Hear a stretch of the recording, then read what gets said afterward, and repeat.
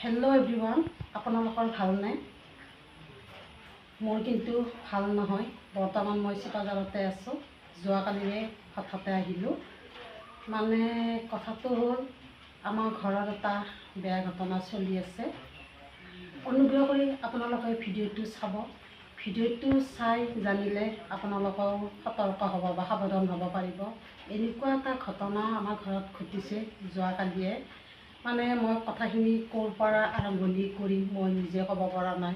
মনটো বহুতে বেয়া লাগি আছে। মোৰ বুলিয়ে নহয়, আমাৰ পৰিয়ালটোৰে বহুতে। মানে মোৰ হাজবেণ্ডৰ ককায়েক, মানে মোৰ বহুত ডাঙৰ জা হয়। বাইদেউ আজি 2 বছৰে হ'ল। মানে এটা দুৰাৰোগ্য ৰোগত আক্ৰান্ত হৈ আছে। চিকিৎসা চলি আছে চেন্নাই এপ'লত। অপাৰেশ্যনো হৈ গ'ল। মানে এই বেমাৰটো মানে এনেকুৱা ধৰণৰ এটা ভুলবশতভাৱে হৈ যোৱা বুলি ক'ব লাগিব। মানে বাইদেউৰ মানে সাধাৰণতে এটা সাধাৰণ খুৰ হৈছিল বৃষ্টত। আৰু সচৰাচৰ মানে আমাৰ বেমাৰবিলাক, সৰু সুৰা বেমাৰবিলাকতো আমাৰ ওচৰতে দেখুওৱা হয় ডক্তৰক। বাইদেউহঁতে দলগাঁৱত থাকে, দাদা দলগাঁৱতে চাকৰি কৰে, শিক্ষক কাম কৰে। এতিয়া ৰিটায়াৰ হ'ল যোৱা জুলাইত।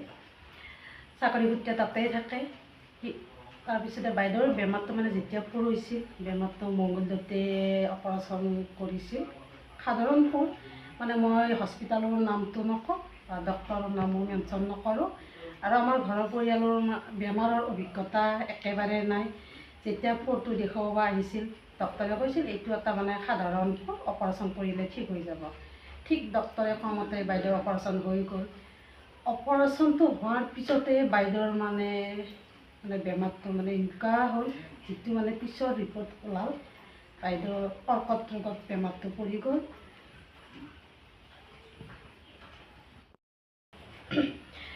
তাৰপিছতে যেতিয়া আমি গম পালোঁ বাইদেউৰ বেমাৰটো মানে বেয়ালৈ গ'ল, আৰু আমাৰ পৰিয়ালে মানে লগে লগে আৰু বাহিৰত নিয়াৰ কথা সিদ্ধান্ত কৰিলে। চেন্নাইলৈ লৈ গ'ল বাইদেউ। আমাৰ ঘৰত ল'ৰা নাই, বাইদেউৰ ডাঙৰ জোঁৱাইকে লৈ গ'ল।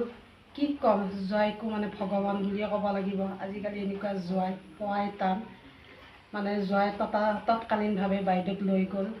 দাদাও সেইটো সময়ত যাব পৰাত নাছিলে। লৈ গৈ তাতে অপাৰেশ্যন, আকৌ বাইদেউক অপাৰেশ্যন কৰিলে। এবাৰ অপাৰেশ্যন কৰা শৰীৰটোত বাইদেউক আকৌ কৰিলে। গোটেই বাইদেউৰ বেমাৰটো ব্ৰেষ্টত হৈছিল, গোটেই ব্ৰেষ্টটো কাটি দিলে। বৰ্তমান সুস্থ যদিও মানে বাইদেউৰ মানে চেকআপ কৰি থাকিব লাগে 6 মাহৰ মূৰে মূৰে। এই আহি থকা ছেপ্টেম্বৰত 12 তাৰিখে বাইদেউৰ মানে 4 নম্বৰ চেকআপটো হ'ব। মই মানে কথাখিনি এইটো কাৰণতে মানে মই কৈছোঁ যে বাইদেউৰ মানে এই যিটো মানে চেকআপত যাব, যোৱাকালি মানে বাইদেউ চিপাঝাৰত দাদা বাইদেউ পৰিয়ালটো ঘৰত আহিছিল। আহোঁতে ক'ত কেনেকৈ হ'ল সেইটো মানে আমি গম নাপাওঁ। বাইদেউৰ বেগত 25,000 টকা এটা লৈ আনিছিলে ফ্লাইটত মানে টিকট কাটিবৰ কাৰণে। আৰু বাইদেউৰ দাঁতৰো বিষ হৈছিল, আৰু ডক্তৰকো দেখাম বুলি এনেকৈ ভাবি পেলাই আমাৰ চিপাঝাৰ ঘৰলৈ আহিছিল। কিন্তু দলগাঁৱৰ পৰা চিপাঝাৰলৈ আহি থাকোঁতে কোনখিনি হ'ল বাইদেৱেও নাজানে। বাইদেউৰ বেগটো লগতে আছে।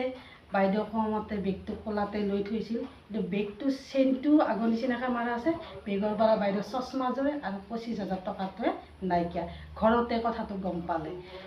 কোনে এইটো কাম কৰিলে, কাৰো লগত এনেকুৱা নহওক। আজি মই মংগলদৈত 18 বছৰে থাকিলোঁ, ঘৰত ইমান আহিলোঁ, লগত পইচাও থাকে, কিন্তু কোনোদিন এনেকুৱা ঘটনা হোৱা নাই বা মই শুনাও নাছিলোঁ।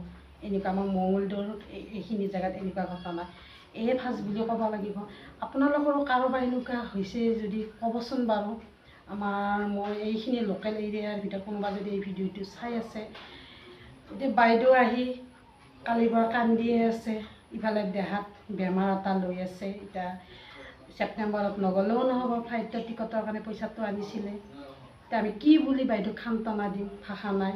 আমাৰ পৰিয়ালটো বহুতে দুখত ভাগিব দিছে। কাৰোৰ লগত যাতে এনেকুৱা নহয়।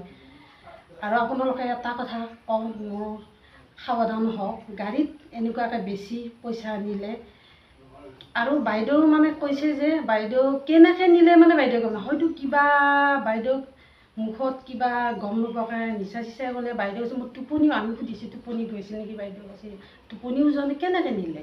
চেইনটোও মাৰা আছে। এইটো কিন্তু আচৰিত কথা। চশমাযোৰ আৰু পইচাখিনি আৰু বেগটো যেনেকৈ আছে আগৰ জেগাত তেনেকৈ আছে, কিন্তু কথাটো গাড়ীত গম পালে হ'লেতো আমি বৰ্তমান পুলিচক জনোৱা নাই, জনাব লাগিব। কাৰণ গাড়ী আৰু আপোনালোকে গাড়ীত উঠিলে পইচা নিলে সাৱধান হওক, যাতে ওচৰত কেনেকুৱা ধৰণৰ মানুহ বহিছে আৰু কিনো গাড়ীখনৰ নাম্বাৰটো বা ড্ৰাইভাৰজনক আপোনালোকে ভাল ধৰণে চিনাকি হৈ ল'ব। এইটো মানে মোৰ ফালৰ পৰা এটা অনুৰোধ বুলিয়ে কৈছোঁ। এইখিনিয়ে মোৰ ক'বলগীয়া। সেয়ে আমাৰ ঘৰখন মানে এনেকুৱা মানে দুখত ভাগি আছে। এইফালে নিজৰ বেমাৰৰ কথাই চিন্তা কৰিবনে, আৰু বেমাৰ এটা চলি থাকিলে আপোনালোকে জানে, আৰু মই এইটো ক'ব লগা কথাই নহয়। অৰ্থনৈতিকভাৱে ঘৰখন এনেই দুৰ্বল হৈ আছে, আৰু তাৰ উপৰি দাদা দ্বিতীয় ঘৰৰ কথা ক'লোৱে, দাদা পইচাবিলাকো সম্পূৰ্ণকৈ হোৱা নাই।